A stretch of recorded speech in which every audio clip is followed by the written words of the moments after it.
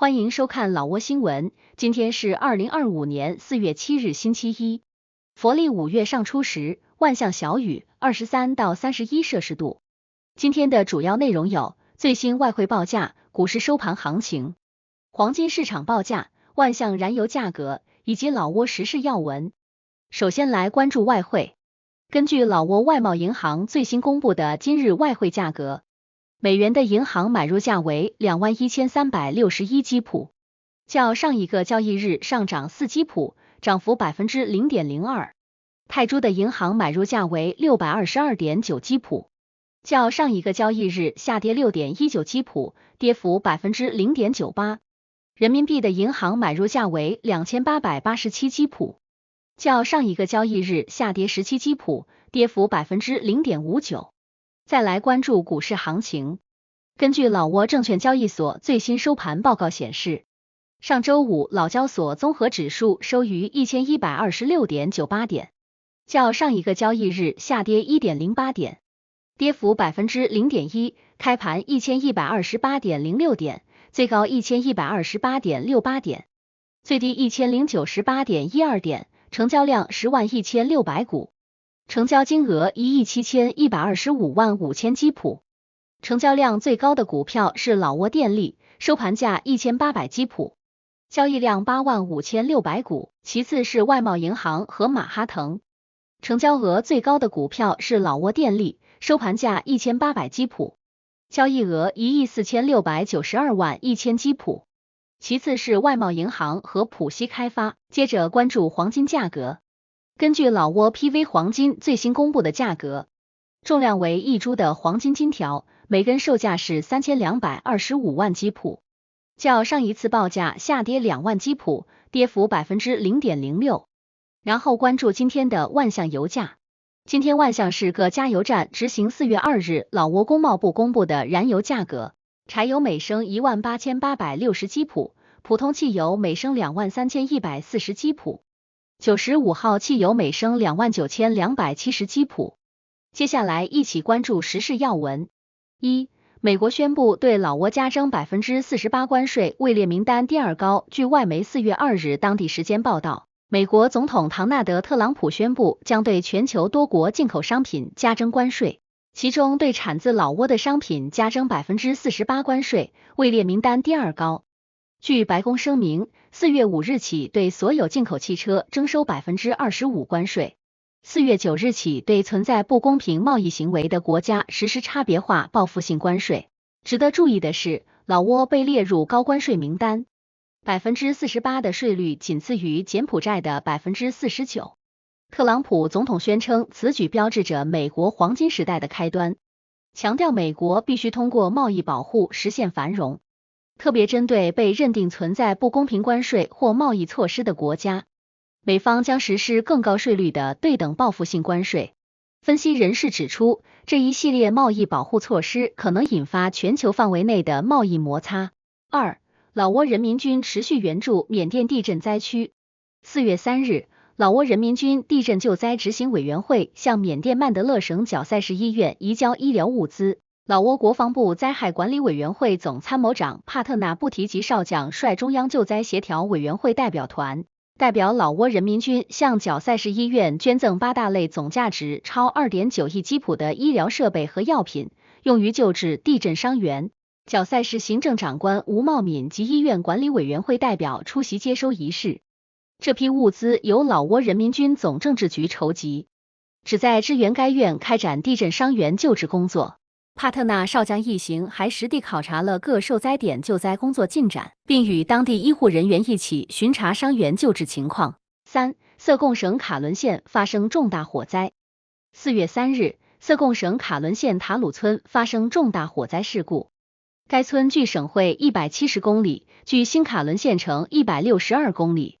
全村49户272人，共36栋房屋受损。4月4日，色贡省省长勒莱西维莱率党政代表团及省救灾委员会，向受灾村民移交总价值近3亿基普的紧急救援物资。物资包括糯米、方便面、鱼罐头、饮用水、毛毯、衣物及净水设备等。由贡赛建筑公司、胜利公司、达锦矿产勘探公司、省红十字会及省救灾委员会联合捐助。此次援助将用于保障受灾群众基本生活需求。4. 2025年前3个月，万象省接待游客超90万人次。万象省新闻文化旅游局最新数据显示，2025年1至3月期间，共接待游客90万2057人次，其中国内游客41万6232人次，国际游客48万5825人次。主要旅游热点包括万荣县、蒙丰县和葛乌敦县的南鹅湖景区，共创造社会总收入超7540亿基普。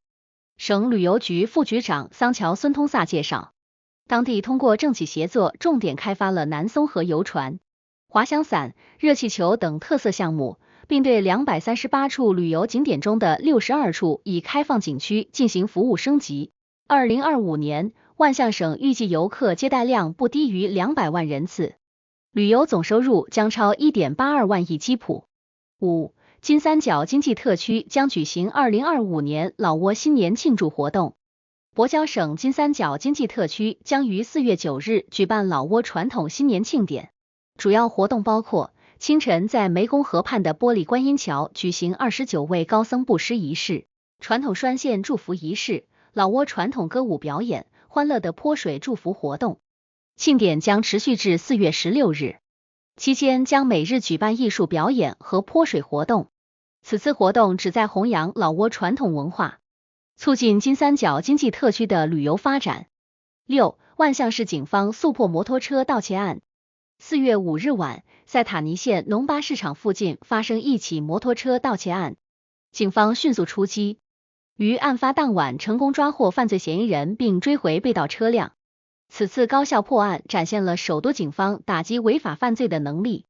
目前，案件正在进一步审理中。警方提醒市民注意保管个人财物。7. 万象市发生严重摩托车追尾事故。4月5日晚8点56分，万象市塞塔尼县帕考村为乌莫酒店前的凯松路发生一起摩托车追尾卡车事故，造成1人重伤。据万象市救援队报告，伤者为19岁男性，来自塞塔尼县彭寇村。初步检查发现其面部多处擦伤，右大腿有严重开放性伤口。救援人员已进行现场急救，并将伤者送往医院治疗。目前，警方正在调查事故具体原因。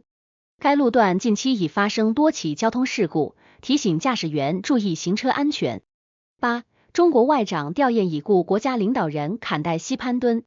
4月2日，老挝人民革命党中央委员会前主席、老挝人民民主共和国前国家主席坎代西潘敦同志不幸逝世，中方对坎代同志的逝世表示沉痛哀悼，并向老挝党、政府和人民以及坎代同志的家属致以深切慰问。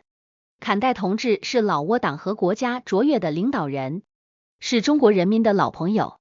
在担任老挝国家主席期间，他高度重视发展中老传统友谊，积极推动两国全面战略合作伙伴关系，为中老关系发展做出了不可磨灭的贡献。在他的亲自关心和支持下，中老铁路等重大合作项目顺利推进，成为两国共建“一带一路”的标志性工程，为促进区域互联互通和共同发展发挥了重要作用。坎代同志始终坚定支持中老友好事业，致力于深化两国政治互信、经贸合作和人文交流。他的逝世不仅是老挝人民的重大损失，也使中国人民失去了一位真诚的朋友。我们相信，在老挝党和政府的领导下，中老全面战略合作伙伴关系必将不断巩固和发展，更好地造福两国人民。中方愿同老方一道，继续弘扬中老传统友谊，深化各领域务实合作，推动中老命运共同体建设不断迈上新台阶。以上就是今天的老挝新闻，欢迎点赞、评论和订阅，我们明天见。